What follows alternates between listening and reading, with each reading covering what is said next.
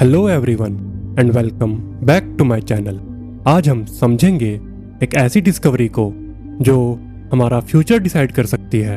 दोस्तों, इमेजिन करिए एक ऐसी मशीन जो ना सिर्फ बिजली बनाती है बल्कि अपने लिए खुद फ्यूल भी क्रिएट करती है। जानता हूं कि सुनने में साइंस फिक्शन की तरह लग रहा होगा, पर अप्रैल 6, 2026 को ग्लोबल एनर्जी मार्केट्स में एक साइलेंट अलार्म ट्रिगर हुआ। इंडिया के prototype fast breeder reactor PFBR ने कलपक्कम में क्रिटिकलिटी अचीव कर ली। न्यूक्लियर साइंस की लैंग्वेज में क्रिटिकलिटी वो गोल्डीलॉक्स जोन है जहां एक self sustained nuclear fission chain reaction शुरू होता है। इसका मतलब न्यूट्रॉन्स का प्रोडक्शन और उनका लॉस, चाहे वो उनके एब्जॉर्प्शन से हो या फिर लीकेज से, एक परफेक्ट बैलेंस में आ चुके हैं, जिसकी वजह से हमें मिलता है एक स्टेबल पावर आउटपुट। अब आप सोच रहे होंगे कि ये इतना इम्पोर्टेंट क्यों है। कलपक्कम का ये मोमेंट इंडिया के उस 3 स्टेज मिशन का सेकंड शॉट है जो 1950s से चल रहा है। ये वो ब्रिज है जो हमें उस एनर्जी सोर्स तक ले जाएगा जो यूरेनियम से कहीं ज्यादा क्लीन, सेफ और अबंडेंट है। हम बात कर रहे हैं the God of thunder, thorium के बारे में। पर इस एलिमेंट की इंपॉर्टेंस समझने के लिए हमें रिएक्टर से निकलकर चट्टानों की तरफ देखना होगा। हमें ट्रैवल करना होगा 200 साल पहले, एक ऐसे वक्त में जब थोरियम सिर्फ एक घोस्ट था, एक प्रोफेशनल एम्बैरेसमेंट और एक स्वीडिश कॉपर माइन में गलत पहचाना गया मिनरल।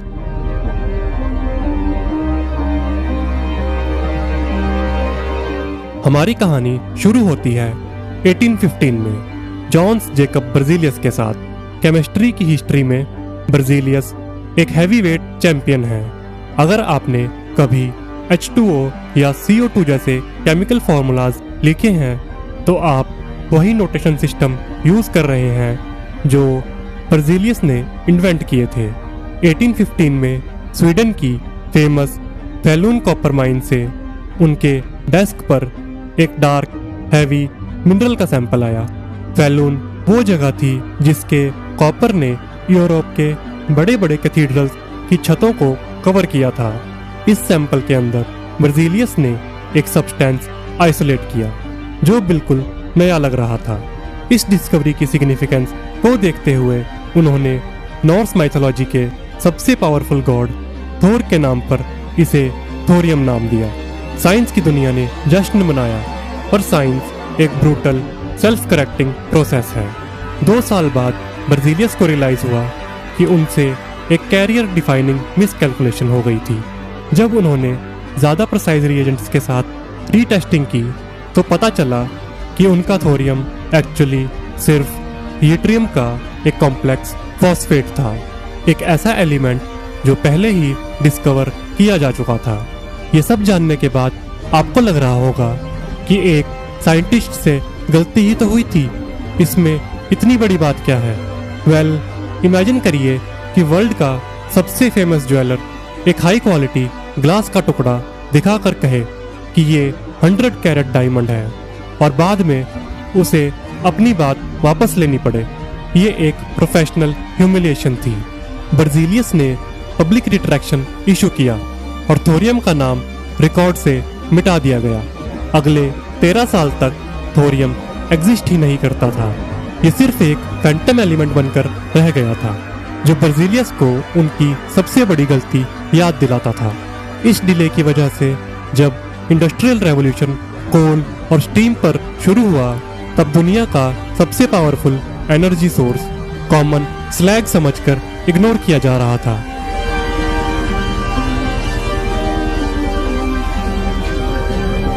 मगर गॉड ऑफ थंडर ज्यादा देर तक दबा हुआ नहीं रह सकता था।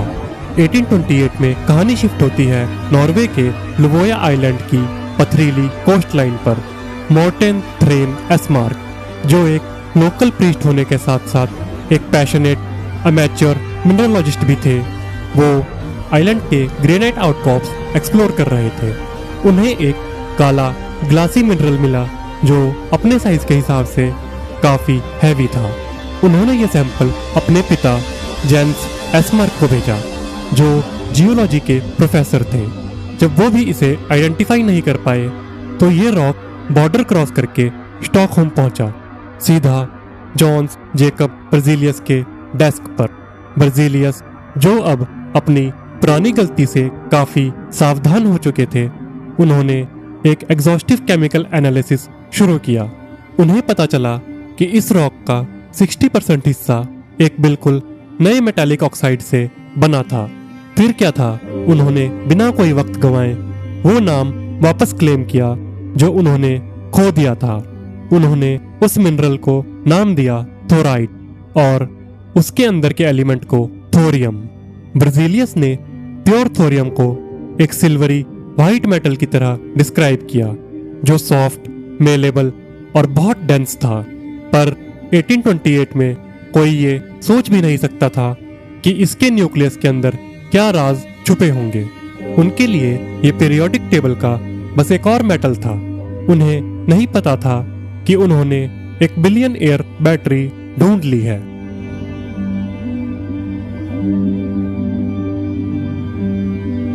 समय आगे बढ़ा और 1898 में रेडियो एक्टिविटी की डिस्कवरी के सिर्फ 2 साल बाद मैरी क्यूरी और गेरहाल्ड कार्ल स्मिथ ने इंडिपेंडेंटली डिस्कवर किया कि थोरियम रेडियो एक्टिव है।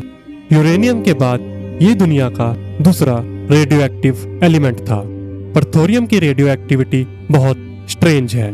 थोरियम 232 का हाफ लाइफ 14.05 बिलियन ईयर्स है। इसको एक बार ऐसे समझो कि हमारा एंटायर यूनिवर्स लगभग 13.8 बिलियन ईयर्स पुराना है।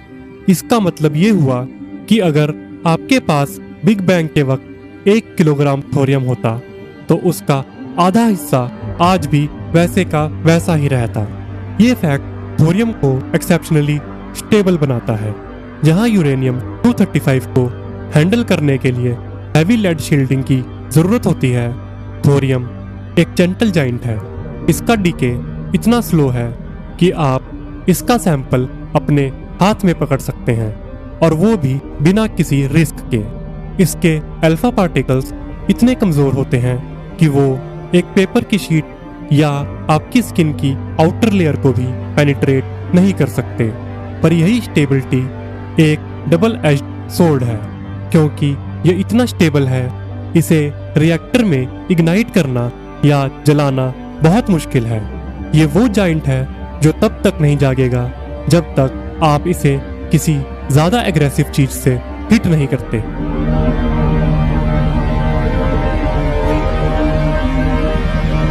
थोरियम की पावर्स को यूज करने से पहले हमने इसकी सुपर पावर्स को इंजीनियरिंग में यूज किया। जब थोरियम ऑक्सीजन के साथ बॉन्ड बनाता है तो बनता है थोरियम डाइऑक्साइड या थोरिया, और ये बन जाता है एक इंडिस्ट्रक्टेबल टाइटन। थोरिया का मेल्टिंग पॉइंट 3300 डिग्री सेल्सियस है। पूरे यूनिवर्स में जितने भी नॉन ऑक्साइड्स हैं, ये उनमें सबसे हाईएस्ट मेल्टिंग पॉइंट है। इसे हीट से पिघलाना लगभग इम्पॉसिबल है। इसी वजह से थोरियम का पहला ग्लोबल इम्पैक्ट एनर्जी में नहीं बल्कि रोशनी में आया। 1885 में कार्ल एयोर वेल्सबाक ने गैस मेंटल इन्वेंट किया। उन्होंने एक मैश को थोरियम में डुबाया, जिसकी वजह से गैस जलने पर यह मैश नहीं पिघली। इसकी बजाय ये एक ब्रिलियंट व्हाइट लाइट के साथ चमकने लगी। इस फिनोमिना को साइंस में हम कहते हैं इनकैंडेसेंस। एलईडी से बहुत पहले दुनिया के सारे बड़े शहर लिटरली इस थोरियम से रोशन होते थे। सिर्फ लाइट ही नहीं, थोरिया का रिफ्रैक्टिव इंडेक्स भी बहुत हाई होता है। 20th सेंचुरी के हाई एंड कैमरा लेंसेज जैसे लीशिया या कैनन अक्सर थोरियम से डोप किए जाते थे। इससे लेंस पतले और शार्प बनते थे। अगर आपके पास कोई विंटेज लेंस है जो उस वक्त के साथ थोड़ा गोल्डन या येलो पड़ गया है, तो समझ जाइए कि उसके अंदर थोरियम है, जो ग्लास को डेकेड्स से टैन कर रहा है।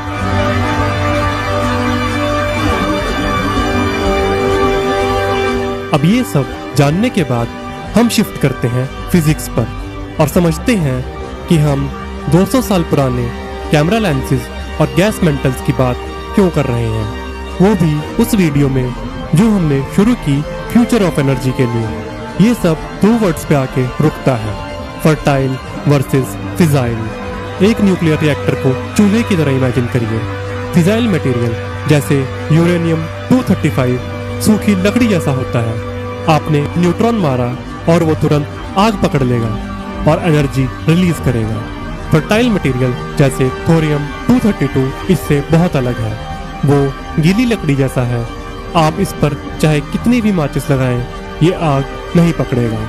लेकिन अगर आप इस लकड़ी को एक ऐसे चूल्हे में रखते हैं जहां पहले से और लकड़ियां प्लूटोनियम या यूरेनियम 235 जल रहे हैं, तो कुछ अलग देखने को मिलता है। थोरियम न्यूट्रॉन को एब्जॉर्ब कर लेता है और ट्रांसम्यूट हो जाता है यूरेनियम 233 में। यूरेनियम 233 एक सुपर लॉग है, ये फिजाइल है और ये नेचुरल यूरेनियम से कहीं ज्यादा एफिशिएंटली एनर्जी रिलीज करता है। हमारे प्लेनेट पर इतना थोरियम है कि हम ह्यूमन सिविलाइजेशन को हजारों सालों तक पावर सप्लाई कर सकते हैं।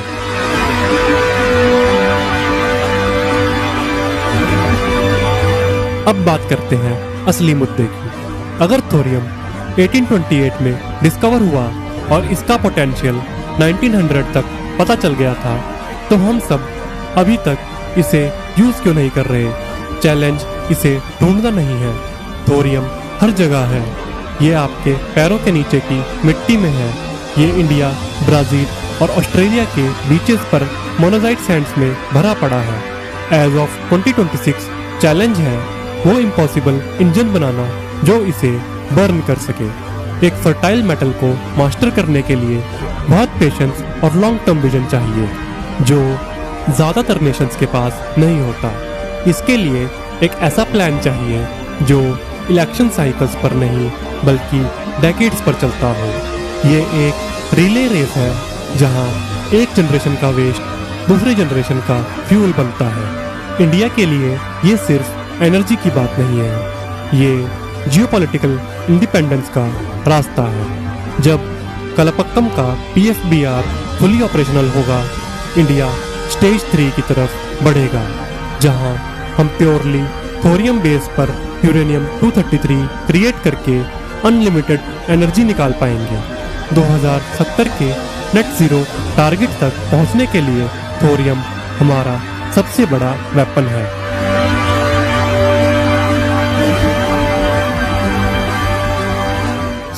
हमने देखा कैसे एक फैंटम एलिमेंट जो कभी बर्जीलियस की सबसे बड़ी गलती था, आज ह्यूमैनिटी की सबसे बड़ी उम्मीद बन चुका है। हमने देखा कि कैसे नॉर्वे के एक पत्थर से लेकर इंडिया के बीचेस तक थोरियम ने 200 साल का सफर तय किया।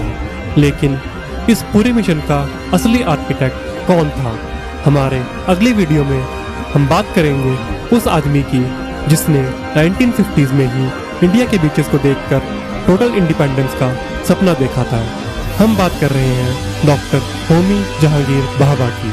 हम उनके लेजेंडरी 3 स्टेज प्रोग्राम को डिटेल में समझेंगे और देखेंगे कि कैसे इंडिया ग्लोबल एनर्जी का किंग बनने की तैयारी कर रहा है। अब आप बताइए, क्या आपको लगता है कि न्यूक्लियर एनर्जी ही क्लाइमेट चेंज का रियल सॉल्यूशन है, या फिर हमें सिर्फ सोलर और विंड पर फोकस करना चाहिए? Let's discuss in the comments below. हम मिलेंगे नेक्स्ट वीडियो में, तब तक के लिए स्टे क्यूरियस।